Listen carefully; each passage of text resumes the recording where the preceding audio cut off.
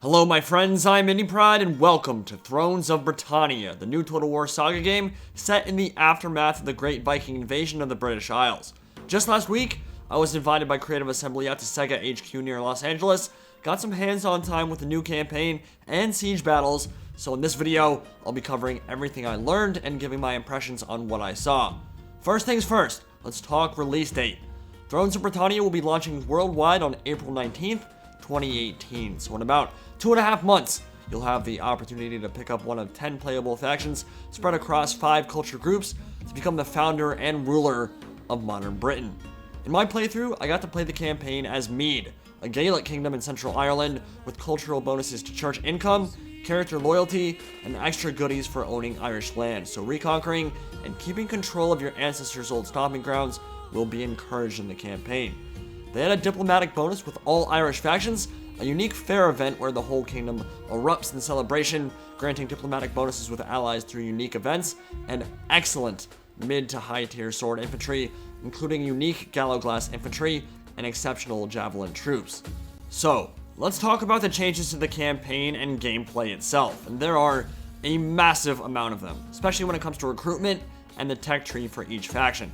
For one, new unit tiers are now unlocked through the technology tree itself, not through buildings. At the same time, you begin your campaign with the tech tree completely locked off. The only way to start working through it is by actually accomplishing stuff that's related to that tech. So for example, if I wanted to use catapults, the only way I'm going to get them is by winning 10 siege battles. If I want better, more powerful ships, I'll need to control a certain number of ports and timber yards to improve my navy. In addition, players now have a global pool of recruitment, and that's it. You can recruit any unit in any settlement or fortification, but those units are sometimes capped, and the pool replenishes slowly over time. So even for lower tier troops, you can't spam out full stacks like crazy. You have a limit on the number of men you can field, especially when it comes to the early game. Units start at 25% strength when they're first recruited to represent the concept of mustering and drawing in numbers from your various regions, so it can take 3 or 4 turns until a unit is completely up to full strength after you've recruited them. And troop upkeep costs both food and money, not just money now, so feeding your burgeoning empire will be very important, both to keep public order up and your people fed, but also if you want to maintain any semblance of a military. What this also means is that in much of my early game playthrough, battles weren't fought between full stacks of units and armies. It wasn't 20 units versus 20 units. The early fights really felt like small-scale skirmishes between raggedy warbands, which is a marked change from something like Warhammer, where even by turn 5, you've got full-scale 20 versus 20 battles going on all across the planet. Might be a bad thing for some, but I kind of found it refreshing. It made you feel like a petty kingdom just starting to amass that wealth and power, and you certainly aren't at that top tier of power level yet, and it allows you to kind of build up to those large-scale battles a little bit later on in the campaign. Supply lines are also confirmed, so managing the baggage trains for your armies and their food while far away from home will be very important if you want to avoid attrition, and if you've played DEI for Rome 2, they function kind of like that from what I could tell. I think this will be a very welcome addition for some. And great news, the family tree is returning. It's the main starting point for all your character management, and from what I saw, it will be relatively in-depth. I mean, clearly we're not talking about CK2 levels of intrigue here, but there will be opportunities for advancing characters in terms of power, punishing or undermining political rivals, forcing characters into marriages to secure diplomatic bonuses, and the ability to secure loyalty. Assigned offices will grant a range of bonuses similar to those available to the Empire offices in Warhammer, and like in Shogun 2 or in Warhammer with the Skaven Warlords, if a character's loyalty drops too low, they can defect, either becoming a roaming rebel army or creating their own splinter faction if they own territory. And what that means is your kings, generals, and governors will mean a lot to you, because there seems to be a pretty heavy focus from CA here on building them up, nurturing them, implementing an in-depth trait system for them that affects their battlefield and campaign abilities, and how much influence they can exert on your faction and the surrounding world. And I think this is very important. It's something that can introduce a lot of flavor, variety, and immersion, first and foremost, in a campaign if you feel attached and connected to the people leading your armies. As you gain new territories and expand that empire, estates will fall under your control, and you can grant these to your characters to improve their loyalty and raise their prestige. And one of the coolest things I learned was that the higher level a general gets, the more battles they win, the bigger and more powerful their personal retinue becomes as well. So you may start out a campaign with like 60 house girls as your general's bodyguard, but by the end, that number may be doubled or tripled, and those warriors will be more heavily armored and better equipped. Now, a bit of a bombshell here, there are no agents in Thrones of Britannia, period. No spies, no diplomats, no assassins. Instead, these functions are being rolled into generals and governors through follower upgrades. How exactly that will affect campaigns in the long run is something I'm still not quite clear about, but at the very least it will certainly cut down on agent spam and annoying assault garrison and poison provision events, but it's entirely possible that functions like assassinate enemy general will still be in the game, it just won't be carried out quite the same way as it has been in previous Total Wars. It will still instead be carried out through the follower skill trees that will be a part of each of your important characters. Now, events and dilemmas will play a major role in each campaign and will be faction specific.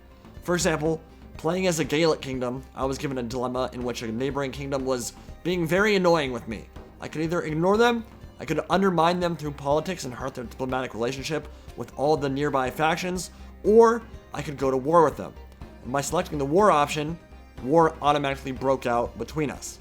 The end result of that dilemma was, of course, not much different from just declaring war via diplomacy or simply marching on their capital, but these dilemmas are designed to have benefits and repercussions that aren't necessarily immediate, that play out over a longer period of time, with branching missions and story snippets that play out differently depending on what you choose.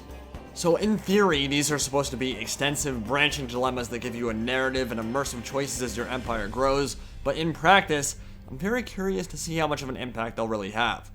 Now, diplomacy is getting some big overhauls, especially when it comes to the mundane, low-level agreements. I think we've all had that situation arise in a Total War campaign when we can trade with a faction, it's in their best interest to do so, and they deny it for literally no reason. Or they spam you with the same offers over and over and over again every single turn. Well, some of this stuff will be changing in Thrones, thankfully. Trade agreements are automatic if you aren't at war with a faction and can establish a route to their kingdom. CA is putting a pretty heavy focus on making AI characters act reliably according to their faction traits as well. So if a character is generous, they're more likely to pay you money for a certain agreement, while an aggressive king will expand quickly and eagerly, and a treacherous kingdom will of course be more likely to backstab you. Kingdoms themselves will of course be split into provinces, and these provinces are split into capitals and satellites. Capitals have walls and garrisons and plenty of building slots for trade, infrastructure and finance, and whatever else you might want to build, but the satellite settlements are much smaller, with a heavy focus on a specific resource. Some are mines, some are based on agriculture, some are known for their timber, but whatever it is, and whatever resource the settlement is known for, that's what the battle map will look like when you fight there. So, if you fight at a mining settlement, you'll actually see that mine when you take control of your troops. I thought that was a pretty nice touch, and it gave a little bit of additional flavor.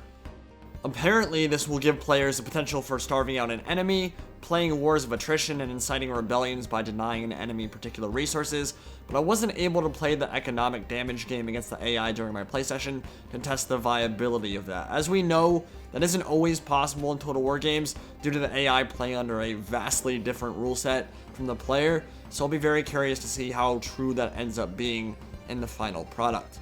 War Fervor will also be returning from Age of Charlemagne. Pretty unsurprising there. It's a meter that will measure your people's desire for conflict, and you'll want to balance long wars with periods of peace.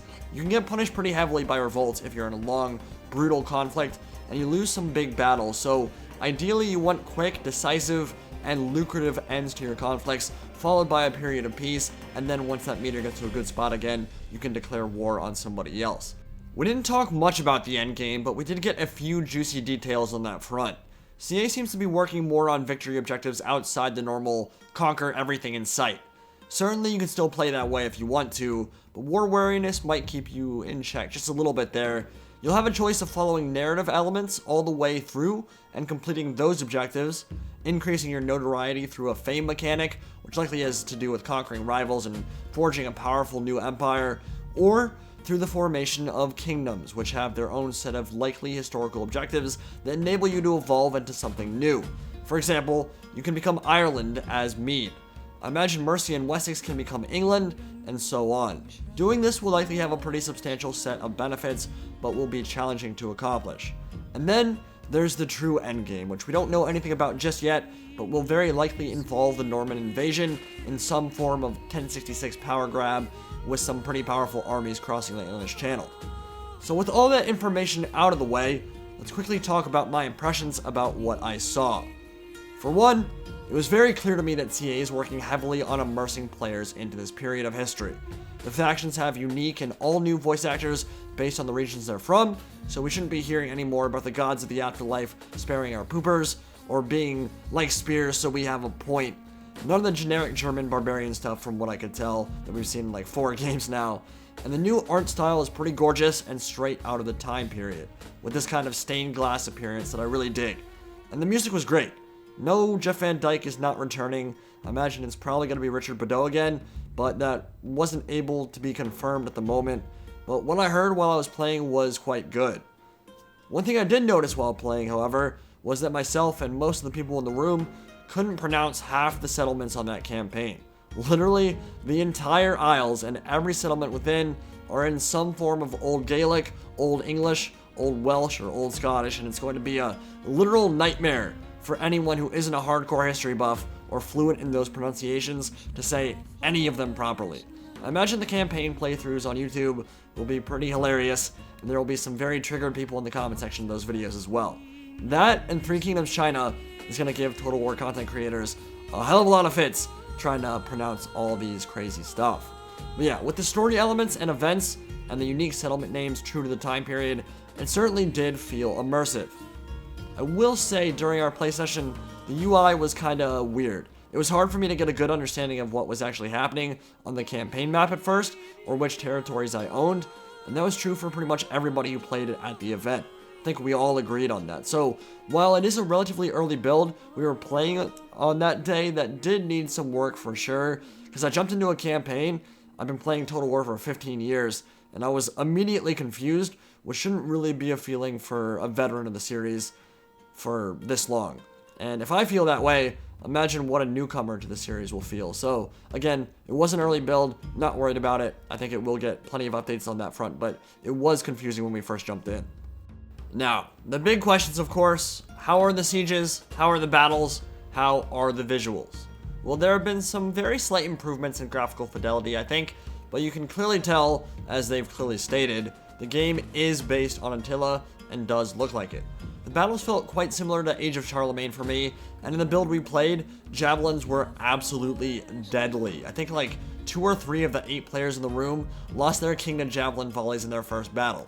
CA stated jabs are being toned down from that build, but essentially it's the same 1 to 2 HP system from Age of Charlemagne, where even heavy cavalry is pretty squishy, where bodyguard units aren't even remotely invincible, where even elite units melt to flanking attacks or shots from the flank or rear. And if you've played Age of Charlemagne, that's the best way for me to explain what combat is like, although I think there might be some additional elements that they haven't talked about a whole lot yet that involve like critical hit chance and something like that, but mostly it played like Age of Charlemagne in terms of battles. The battle maps themselves were huge. Ones I played felt at least 50% bigger, maybe more than the ones that I saw in Attila, and the unveiled settlement battles were a cool blend of open fields and these little towns that provided some choke points and buildings to fight over in and around. The terrain and geography was similar to the stuff we saw in Attila, but with the massive amount of space between deployment zones and some of the town layouts, it did feel different and a bit more unique. The walled settlements were very cool, and I believe that each walled settlement in the game will have its own unique layout, and from the 2 or 3 that I saw during our session, I was pretty happy. Big sprawling settlements with large open plazas, rolling hills, terrain features inside the city, fords to cross, bridges to fight over, and some pretty brutal choke points. And it's that kind of variety in a town where it can go from close choked fighting to a sprawling area with room for cavalry to charge and maneuver. That's what I like to see, when you have multiple approaches, lots of room for tactics and strategy and different ideas. I was a fan of the towns I saw. I think they were pretty well implemented. Now, as expected, unit variety is going to be a problem for a lot of players, without question, especially those who love Warhammer.